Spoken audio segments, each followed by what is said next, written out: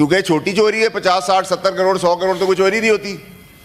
लेकिन वो एक्चुअली दिफा चोरी का नहीं कर रहे, ना उनकी किताब उनकी जेब में जा रहा है पैसा, वो दिफा कर रहे हैं किसी फेवरेट के लिए। वो फेवरेट किसी और का फेवरेट है। ये फेवरिज्म नहीं अब चलने देंगे।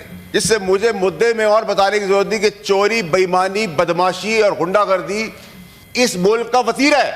पहले भी था, आज भी है और कल भी होगा शायद मेरे ख्याल से, कि ये मुल्क किस तरीके से बेदर्दी से चलाया जा रहा है। 22 जनवरी 2025 को फाइनेंस कमेटी इस इशू को टेकअप करती है।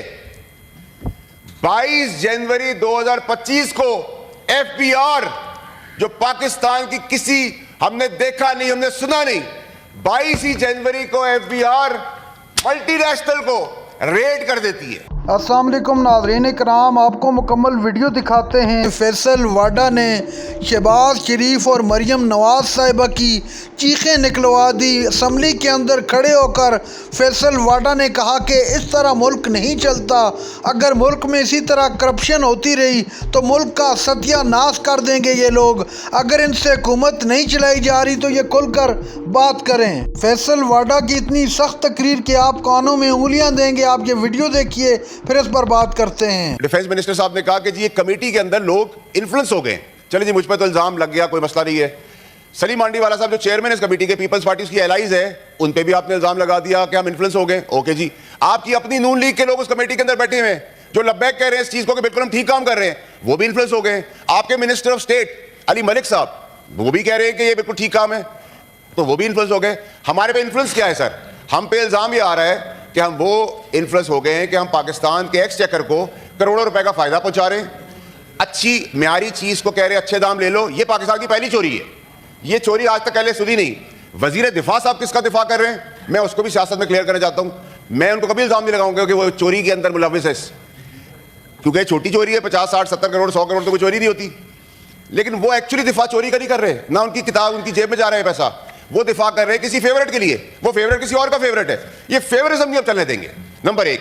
नंबर दो ये कि आपने कहा कि जी हमें गाड़ियां देनी है, 1087 का आपने अप्रूवल लिया, 1087 लोग ही फील्ड में चले जाएंगे। अब ये नई मंतक है।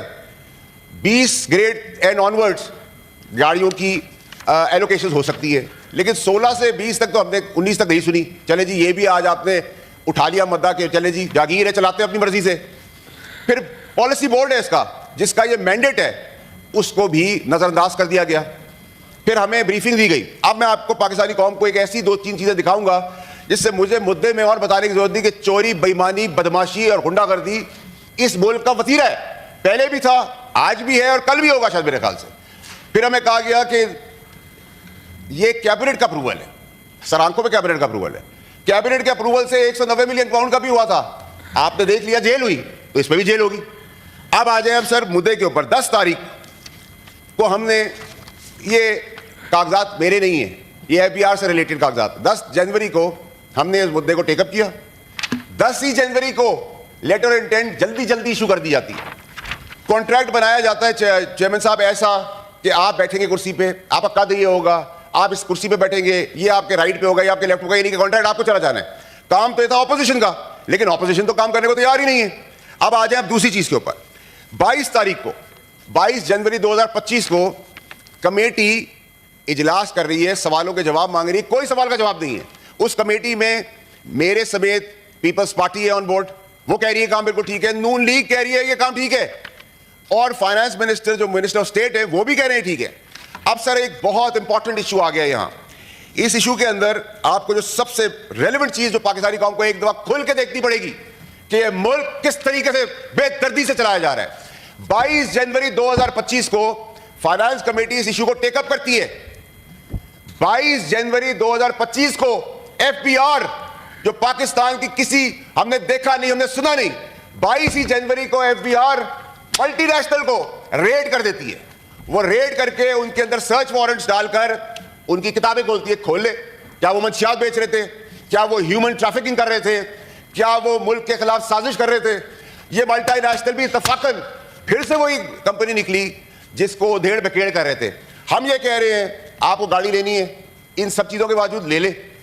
हमारा मुद्दा यह है कि अगर म्यारी, सस्ती, अच्छी चीज आपको मिल रही है तो आप करोड़ों रुपए का एक सेकंड को क्यों नुकसान पहुंचा रहे हैं? और अगर आपको गाड़ियां ही देनी है, आइन और कानून में कहीं लिख दी है, कहीं से ऊपर से फरमाइश आ गई है, तो हमने ख्वाहिशात पूरी करनी है, तो आपने अपर लॉक तो लगा दिया 1300 सीसी, लोअर लॉक लगाना भूल गए आप, तो आप 660 सीसी की बहुत अच्छी गाड़ी है सुजुकी ऑल्टो दे दिया उनको। आप सुजुकी ऑल्टो नहीं देंगे, लेकिन क्योंकि लिखा है कि हम रोल्स रॉयस देंगे, हम फैंटम्स देंगे, हम बेंटलेस देंगे, हम पोर्शा देंगे, हम कॉर्वेट्स देंगे, हम मस्टैंग देंगे। क्यों देंगे? हदफ भी पूरा नहीं करेंगे, खुश करना है। एक और चीज इसी अप्रूवल के अंदर जो आपको चेयरमैन साहब देखते क्यों आई, वो ये कि 4 कैटेगरियां बना दी हैं। एफबीआर को 4 सैलरियां हर महीने एक्स्ट्रा दी जाएंगी, कैटेगरी 2 में 3 सैलरी एक्स्ट्रा दी जाएगी, कैटेगरी 3 में 2 सैलरी एक्स्ट्रा दी जाएगी। सर ये आप अरबों रुपए का नुकसान पहुंचा रहे हैं, ये अरबों रुपए के आप इंसेंटिव दे रहे हैं। क्या आपने अपना हदफ पूरा कर लिया है? आप अपने हदफ का 50% हमें लिख के दे दें कि आप पूरा कर लेंगे। आप गाड़ियां 100 दफा लें, क्यों नहीं हम रेंट कार कर लेते? क्यों नहीं हम 10% सूद है लीज पे गाड़ियां ले लें, 5% इंप्लॉय दे, 5% गवर्नमेंट दे, मलकियत भी उसकी हो जाए, गाड़ी भी वो संभाले। 1.2 बिलियन का फ्यूल लगेगा, उसका कोई खाता नहीं है। सैलरीज की मद में बिलियन चले जाएंगे बोनसेस के तौर पर, उसका कोई खाता नहीं है। डिस्क्रिपेंसीज हैं इस कॉन्ट्रैक्ट के अंदर, सारी चीजें बाईपास की, ना निसान है, ना किया है, ना होंडाई है, ना चंगाई है, कोई गाड़ी, 2 गाड़ी है, चले जी 2 गाड़ी है, होंडा और टोयोटा, दोनों गाड़ियां हमारे लिए काबिल कबूल है, हम इंसेंटिव देते हैं इन कंपनीज को।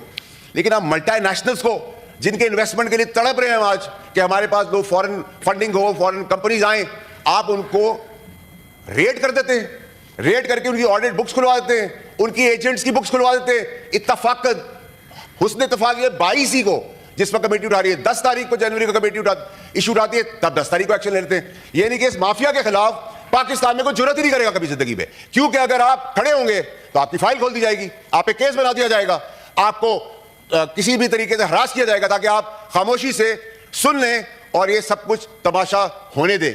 मुझे बताएं चेयरमैन साहब, अब मैं तारड़ साहब की खिदमतगार ये करता हूं कि तारड़ साहब अगर आप फिर भी समझते हैं आपकी काबिल काबीना है, आपकी काबिलियत है, आप बिल्कुल करें, लेकिन कम से कम इसको करोड़ों अरबों रुपए की जो चोरी हो रही है, जो टेलर मेड कॉन्ट्रैक्ट्स बनाए जा रहे हैं, जो फेवर दिए जा रहे हैं, उनको तो आप रोक के आप कहते हैं हम इग्नोर कर देंगे।